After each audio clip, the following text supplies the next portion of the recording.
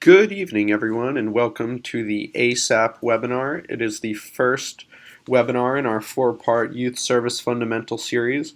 My name is Michael Cutler. I am a Partnerships Manager here at Youth Service America, and I'm excited to walk you through our webinar today and introduce you to our great speakers.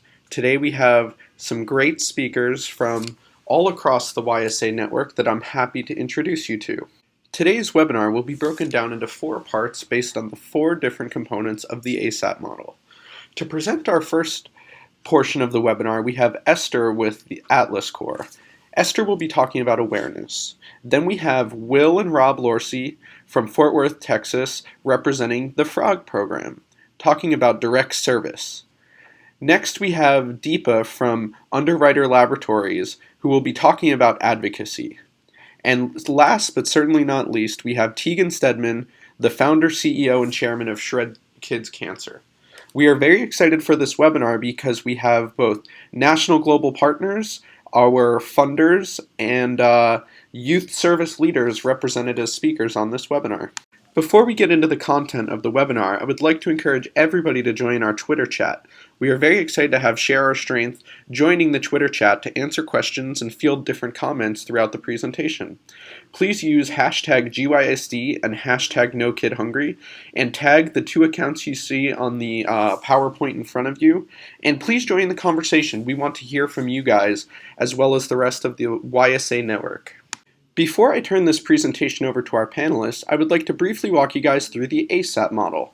Here at YSA, we use this ASAP model to break down the different types of service projects that youth can do to their community. You will see here we have awareness, service, advocacy, and philanthropy.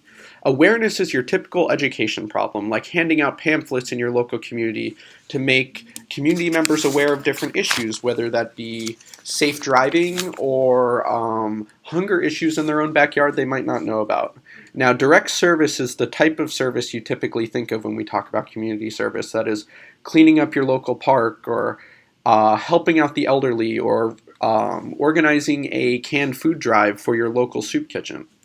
Advocacy, on the other hand, is lobbying support from political officials, whether on the local or national level, to make rule changes and sort of change the status quo in your community around a certain issue.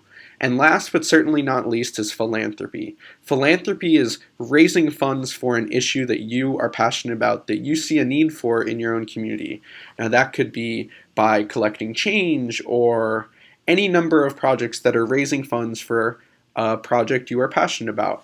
And without further ado, I would like to turn it over to Esther from Atlas Corps to talk about awareness projects. Atlas Corps is an overseas fellowship for experienced global professionals. And our mission at Atlas Corps is to address critical social issues by developing leaders, strengthening organizations, and promoting innovation through an overseas fellowship of skilled professionals. So to date, we have had over 350 fellows from over 70 different countries serving in the US in various nonprofit organizations. Thank you.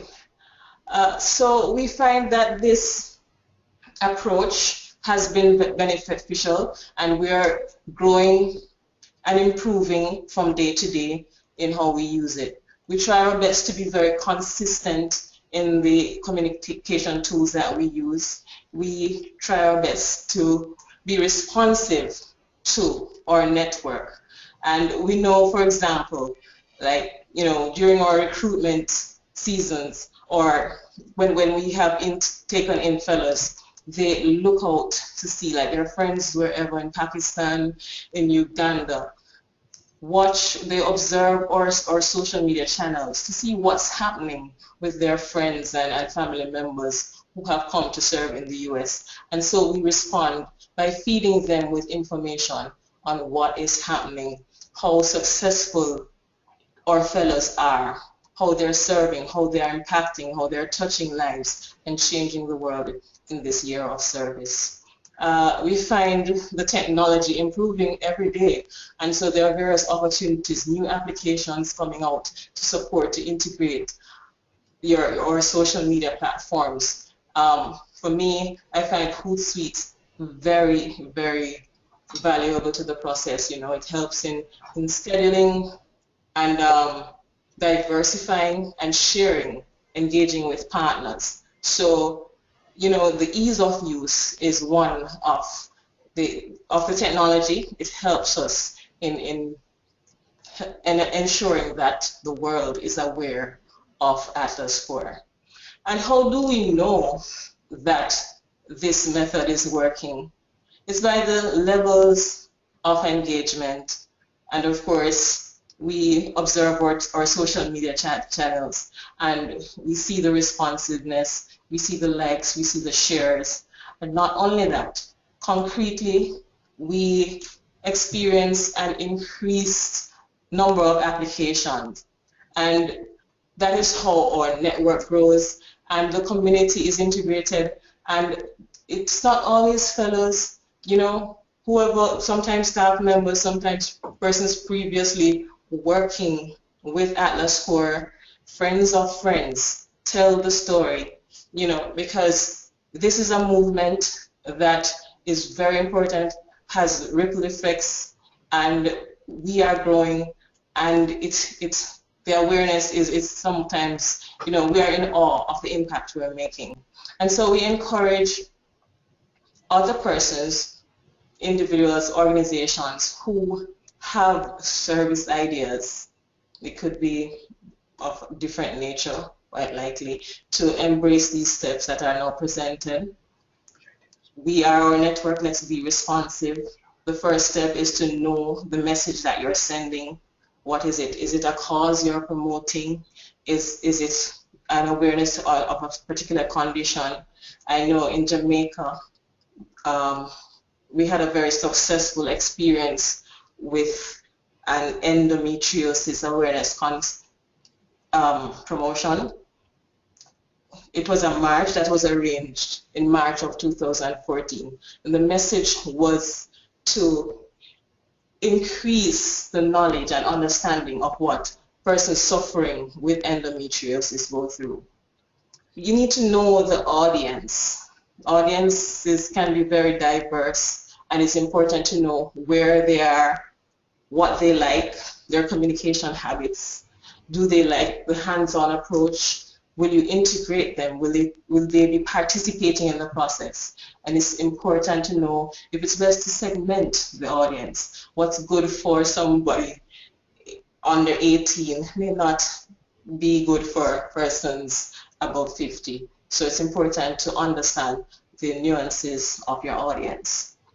Also, tell your story in an engaging way, a manner that captivates, a manner that resonates with whom you're telling the story to, a manner that pulls them in and wants them to support. Additionally, we want to be distributing the message widely. At Atlas Core, we try our best to penetrate every possible channel. We engage with various groups. We utilize hashtags that reflect the topic that, you know, bring together the topics that we are communicating. And, you know, we don't look at the hurdles. We overcome them. We bypass them as much as possible with respect to protocols. So let nothing daunt you in the process. Wherever your audience is, it's important to reach them there.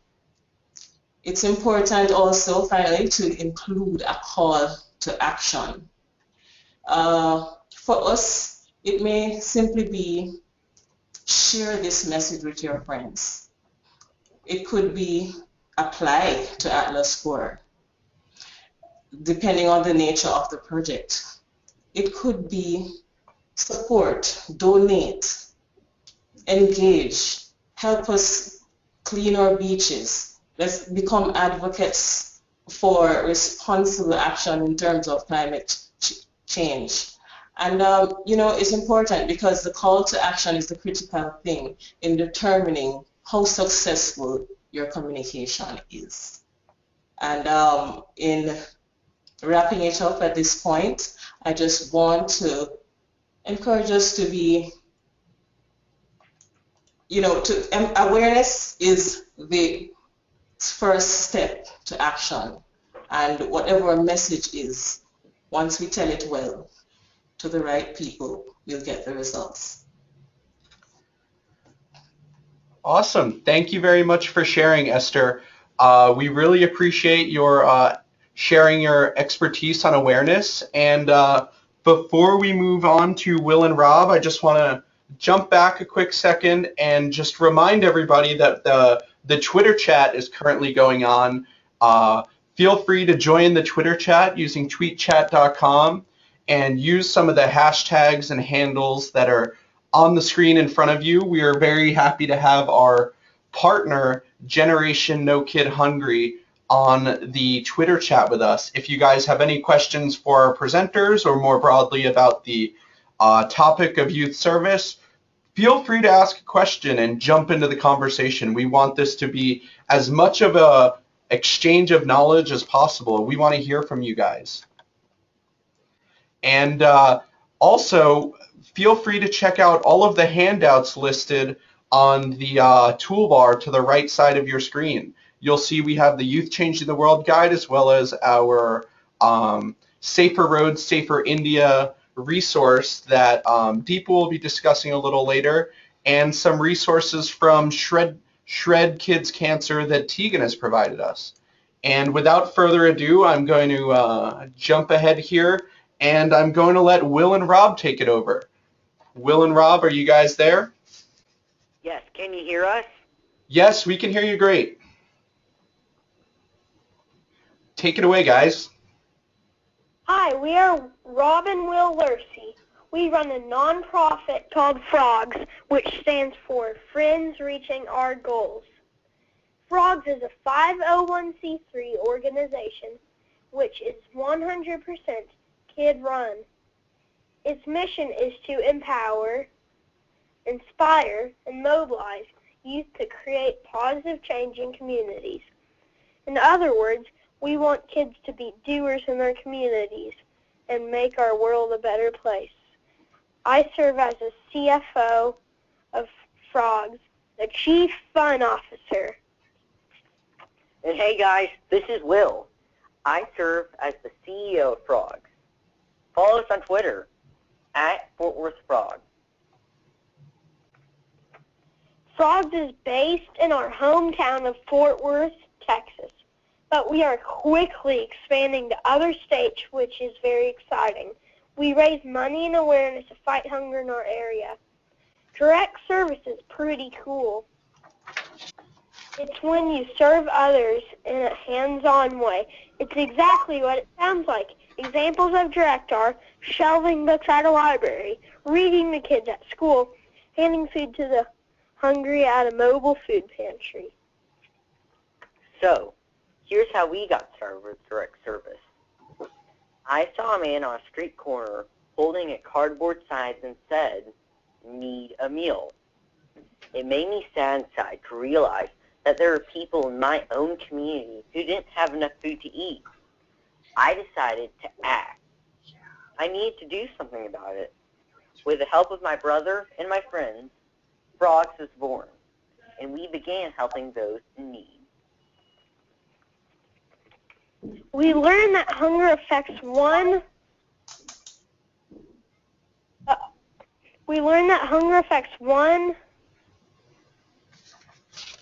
out of every 4 kids in our community. This is unacceptable. We also learned that there are kids in our city who live in food deserts.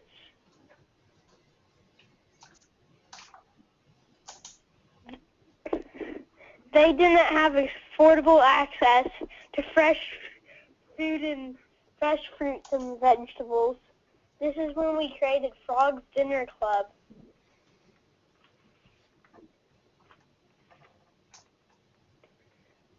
Our direct service experience is the FROGS Dinner Club. Fresh food, friends, and fun. It's made up of 2 components. The first part is the catered meal. We provide a fresh, healthy, well-balanced quality meal to the kids who are hungry. And the second component is a hands-on service project. We lead and engage the kids in a direct service project like assembling bags of food to go to needy people in the housing community. That is right, Will. And I would like to add how much fun it is to get to hang out with the kids and even play basketball or Xbox with them. The kids are always excited to see us come in, and they love the good food. It is awesome. Good point, Rob. Our advice to kids looking to get started in direct service is to look around and see a need. Once you see something in your community that needs help, make a plan on how you can help or fix the problem. Gather friends to help you, because everything is more fun when you're working and having fun together. You'll be amazed at what impact you can make and how many smiles you'll see as a result of your work. As I like to say, be a doer, not a watcher. You can change the world today. Awesome. Thank you very much, Will and Rob, for your great stories and advice for the YSA network. It was great to hear from you both and sort of what inspired you guys to take action in the Fort Worth area. Audience, please join Will and Rob on Twitter using hashtag GYSD, and feel free to answer our poll question. In the meantime, I'm going to let Deepa take it away with the advocacy portion of our webinar. Thank you so much, Mike. And thank you to YSA as well for this wonderful opportunity. It is so lovely to follow Will and Rob. You guys are amazing, and Esther, so is you. Just as how Will and Rob talked about, I loved how they concluded saying, be a doer, not a watcher. I think that's a great way and a great segue into the topic that I am about to talk about, which is advocacy. Because advocacy is all about talking. It's all about making noise. It's all about campaigning for something. So thank you guys for providing me with the best segue. This helps me get right into the advocacy piece of it. As Mike had previously introduced, I'm Deepa Shankar. I'm Education Partnership Manager with a company called Underwriters Laboratories, Inc., or UL for short. Many of you may or may not know about our company. It's a global independent safety science company. We certify, validate, test, inspect, and audit products and services for manufacturers before they get to market. Many of you may remember seeing a little circle with the letters U and L on it. You may have seen it on electrical cords or behind laptops or in appliances. So that's what we do. And as a company, we advocate for safety. Our mission is working for a safe living and working environment. And our mission pretty much guides everything we do. And as a company, we are really devoted to advocacy and advocacy of safety. So what is advocacy?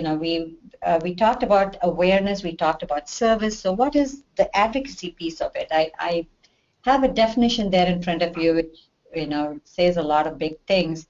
But basically, advocacy is the process of advocating for something or campaigning for something. Next slide, please. Thank you. So why advocate? Why is it important to advocate for something? First of all, it helps raise awareness of a cause.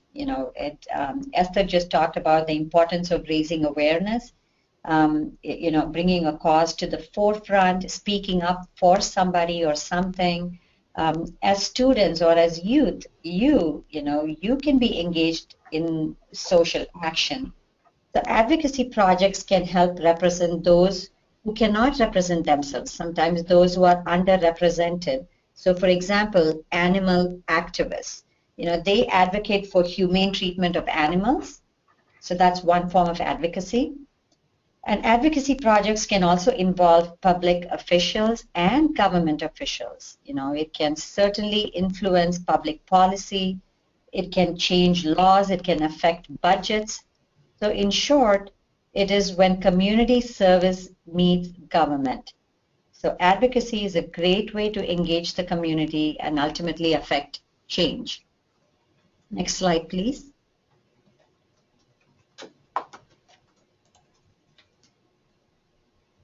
Thank you. So how do we go about advocating? Where are we headed? So your advocacy roadmap starts with, first of all, identifying your issue. You want to change the world, but you have to figure out what exactly you want to change, and you have to be able to articulate that clearly. So first of all, identify your issue, then develop your story. It has to be a strong, compelling personal story that makes an issue come alive, and it should stay alive in the minds of the policy makers. So you have to come up with a compelling way of developing your story. And then define your request. Get your facts together. Information is power. There's nothing we can do today without backing things up with numbers and statistics. So get your facts together to support your request. And then find partners. It is so important to work in groups because there's strength in numbers. You'll get more done and you'll get your message across more loudly and more clearly when you band with people who share the same end goals as you do. And so find the right partners and get to the right person. That's just as important as finding the right partners. There's no point barking up the wrong tree. There's no point going to people who cannot or who do not have the authority to make changes. So it's really important to identify people who can actually affect change or who can change policies. Then choose your tactics wisely. There are dozens of ways that we can get our messages across. We have to decide how we want to communicate, where we want to communicate, how do we take action, and so forth. Then create a detailed plan. A detailed plan always makes sure you're communicating the right message to the right people in the right way and at the right time. And then take action. A plan is only as good as its execution. So knowing when and where to take action is just as important as what action you are taking. And then keep it going. Like I said before, there's strength in numbers. So if you're not happy with the results, just recalibrate, organize a community campaign, and see what else you can do to gain attention again. Next slide, please. So it is important to evaluate your plan. How do you get to the yes? When you're advocating for something, you're trying to affect change. You're trying to change a rule or a law. You're trying to make something happen. So how do you get to that yes? And some of the ways that you can do that is listed here. So first of all, you want to evaluate your plan. What is the problem or need here? What is your cause? What are you trying to represent and why do you need to do it? Who is your target audience? These are all some very critical, fundamental questions that you have to answer in order for you to be successful when you're advocating for something. So for example, the picture you see on the right was taken at Abu Dhabi, which is in United Arab Emirates, which is a country in the Middle East. And UL has an office there, and UL employees felt very strongly about advocating for the safety of children at UAE. So our cause here, our advocating cause here was about safety education for children of UAE. And the people we were targeting, so who was our target audience? We were targeting heads of schools, school administrators, principals, and also the government. We were targeting the Ministry of Education because we really wanted to make some policy changes. We really wanted to take the safety education to the highest level possible. So we worked with the government body. And how did we communicate with them? We basically wrote to them, we called them, set up meetings, we talked to them. And we tried and identified partners who were the right fit for us. We talked to some heads of institutions. We talked to the Ministry of Education, and then we finally came together, and because of our advocacy efforts, all the children in preschool and in kindergarten in UAE now go through our UL's Safety Smart program, where they are learning to be safe, learning to make safe decisions, learning to be safe around fire and water and so forth. So, I mean, how cool is that? This has become mandatory now. It has been introduced as part of their curriculum for all the kindergarten kids in UAE. So you want to ask yourself, what is our call to action? Are we here just to merely raise awareness? Do we want to change laws? What are we in this for? What is our call to action? And what is success? And how do we measure success? Next slide, please. Thank you. So what are those key factors to success and how do we get to the yes? First of all, it starts with listening. Listen to the local voices. At the heart of any effective advocacy campaign lies communication. Successful advocacy, begins with asking the right types of questions. Before you start your advocacy work, it is important that you inquire into what the real issues or problems are, and then you explore the reasons why these issues or problems exist at a deeper level, and then you go at it. Once you listen, you formulate your strategy. At this point, you create strategic relationships. Forming partnerships and picking the right stakeholders as your partners is critical to success. Who are the people who can help you make your goal a reality? What are their values? What are their needs? What's in it for them? Align with them. And if you have the same end goal in mind, you definitely want to band with them. And once you create these relationships, you dialogue, you talk with the government, not at the government. It's important for us to understand the difference. When you're talking with the government, you're collaborating, you're having a dialogue, you're having back and forth. I mean, sure enough, you will have differences. You may have a lot of resistance, but the key is to keep that conversation going. So as an example, you will see a picture on the right. There are some UL officials working with some firefighters. You can see that in the picture. They're shaking hands. UL historically has done extensive research in the field of fire safety. We study fire and how fires happen and how they burn. And then we share this knowledge with the firefighting community so they will know how to respond to fires and respond to accidents when they are called upon.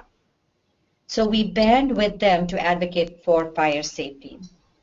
So include your community leaders in all your outreach efforts. Depending on your cause, reach out to your local educational institutions, reach out to key stakeholders, and be prepared to act and act quickly. Next slide, please.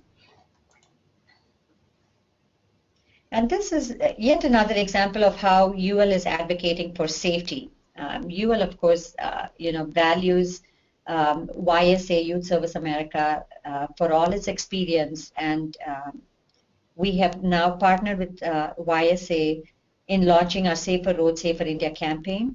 Many of you may or may not know that India is one of the countries with the highest rates of deaths and road accidents in the world.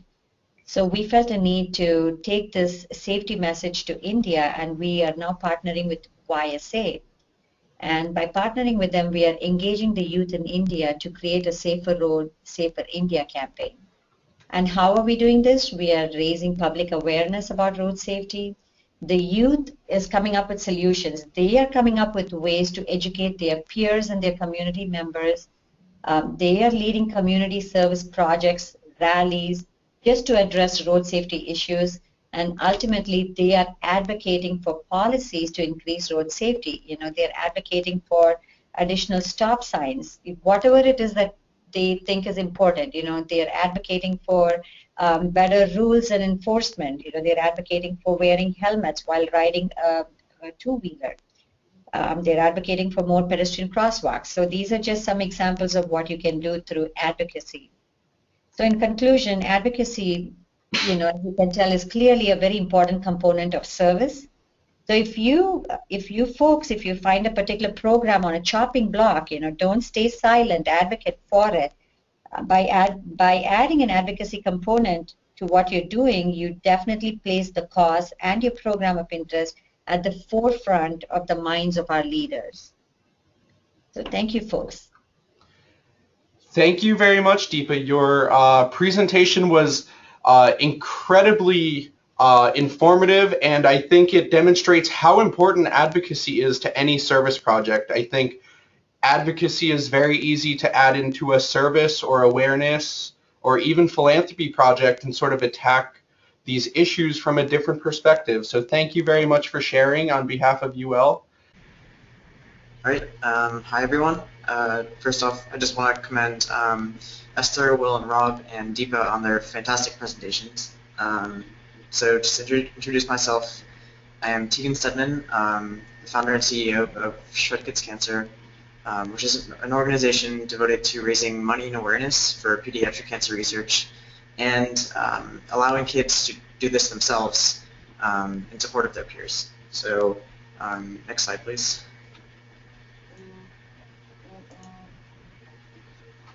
Okay, so I'll be talking about philanthropy. So when you think of philanthropy, initially your mind might conjure up images of stuffy tuxedos and gowns and fancy horse devours and elaborate galas. But in reality, philanthropy can embed itself into so many other forms. So from 5K running events to dance-a-thons to even lemonade stands. Philanthropy is fundamentally about generating support to improve lives, mainly through fundraising. Next slide, please. So you might ask yourself, can lemonade stands and bake sales really make an impact? So let's take a case study here. Look, for example, at Alex's lemonade stand. They still do lemonade stands, but they've managed to raise $30 million bake sales. Cookies for Cancer, for example, has raised $4 million for their cause. And my organization, Shred Kids Cancer, an entirely kid-run organization focusing on the power of music, has raised over $300,000. So in addition to raising money for the community, philanthropy can also build great community bonds and build skills that come in handy in other areas of life, such as organizing skills, budgeting, communication, management, and teamwork. Next slide, please. Okay, so so putting together an event to raise money for the benefit of the community can seem overwhelming and even a bit disorienting, especially at first. So, however, if you focus on what you can enjoy, it can at times seem effortless, and you want to keep the fun in fundraising, not to be too corny. But so personally, I have organized over 20 fundraising events beginning at 8 years old, and so I'd like to share some advice that has helped me have the acronym HAHA, best fundraisers ever. So starting with B. So the first thing is to be yourself. So choose to have an event that involves an area you do well and are comfortable with. So if you're musical, maybe you could hold a concert or a guitar battle. If you enjoy reading, maybe have a Milk and Bookies readathon. If you're active, you can hold a 5K or a walkathon, dodgeball, football, foosball tournament. If you enjoy cooking, for example, you can hold a bake sale, or host a dinner party, or get a restaurant to agree to donate a percentage if you bring a crowd. So I enjoy music, so I put on a battle of the bands to raise money for pediatric cancer research. In order to reach another type of crowd, my organization, Shred Kids Cancer, we diversified, and we held a 5K, 10K event. Following that, to reach those that don't love running but enjoy action, we held a dodgeball tournament. We even did a Dare Me for Charity event. At this picture on the right, you can see, where we had people jump off a high platform landing on a professional stunt bag. So the sky is truly the limit.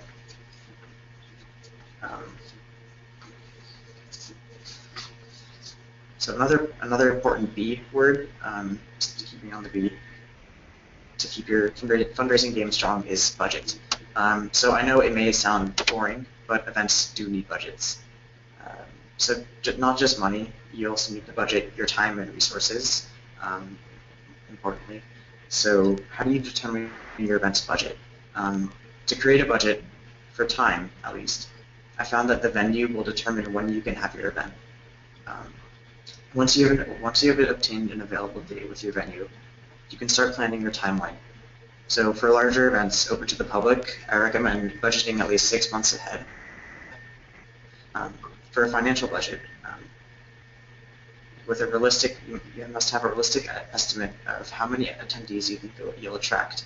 Then determine your entrance fee and any other financial donations.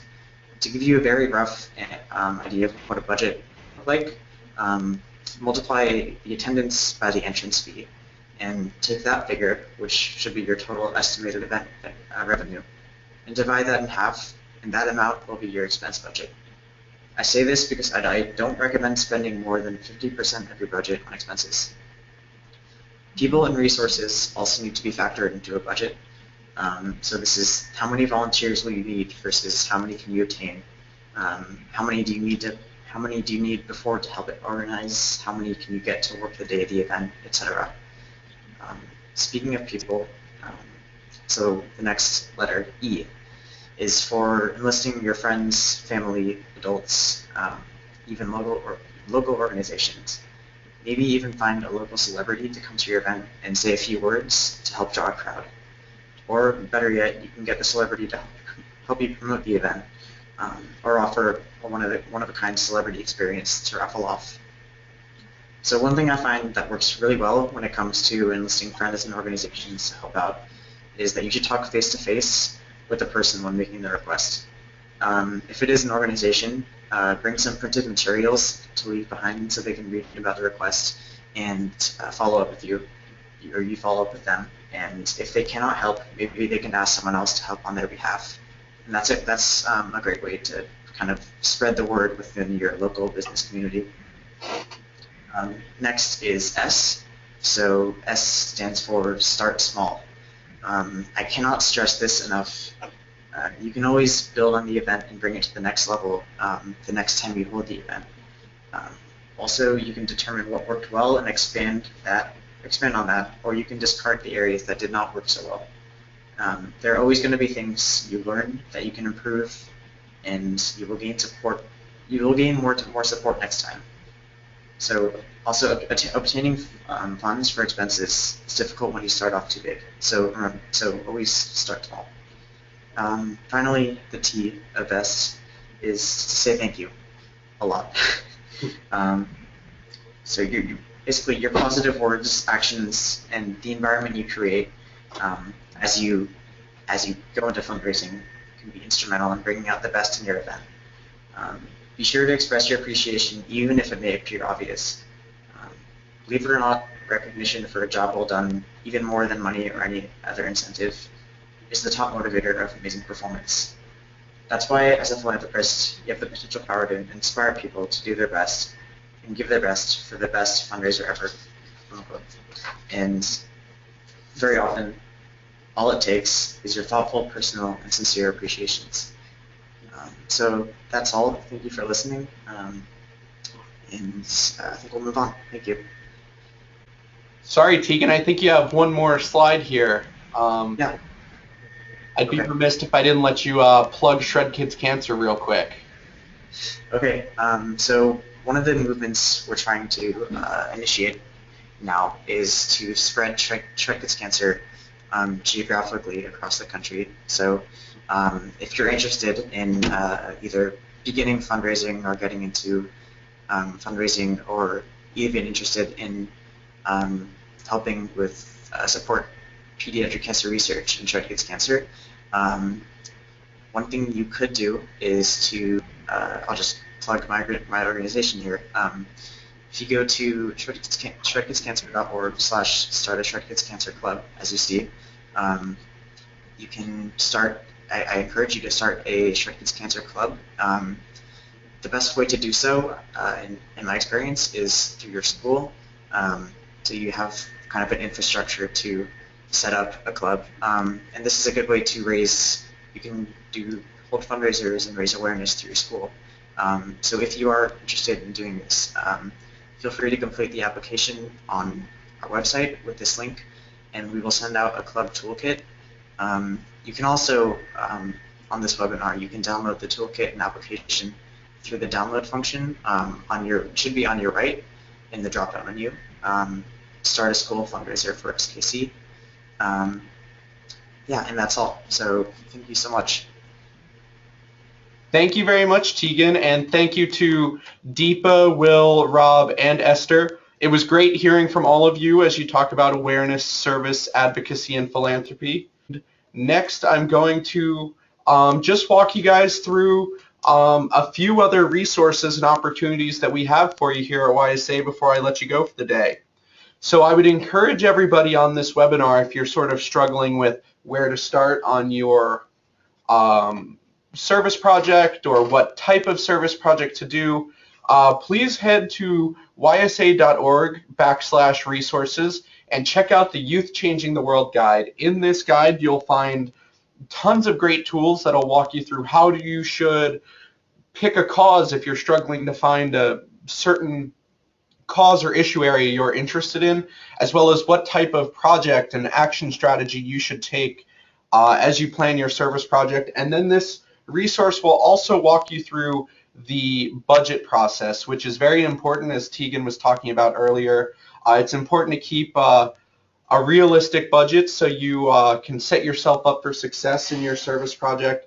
And there are tons of other tools available in the resource, and you can download this resource for free as a PDF, or you can purchase a print copy for $2.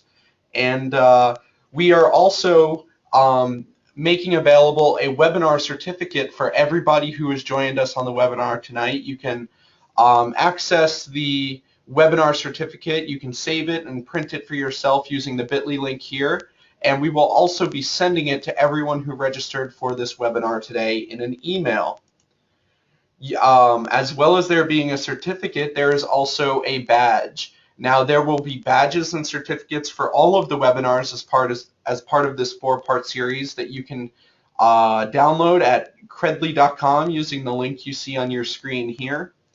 And I would encourage you guys to check that out, collect them all, and then you can post them on your service project's Facebook page or personal website just to further promote the ongoing partnership you have with YSA. We love sort of seeing that stuff so we can plug your project on our social media and through our networks. And then last but certainly not least, I'd like to remind all of you that the next webinar on creativity will be happening Thursday, October 15th at 7 p.m. Please invite your friends and everybody in your network to attend. They can find out more information about the webinar using the link on your screen. And last but certainly not least, I'd like to make one final thank you to all of our presenters today. You guys were absolutely great. I'd like to hear more from you guys on Twitter, as well as hear from everybody in the audience. I hope the Twitter chat will continue moving forward. And with that being said, I'd like to wish you all a good night. I hope to hear from you and see you on October 15th for the next webinar. Thank you very much.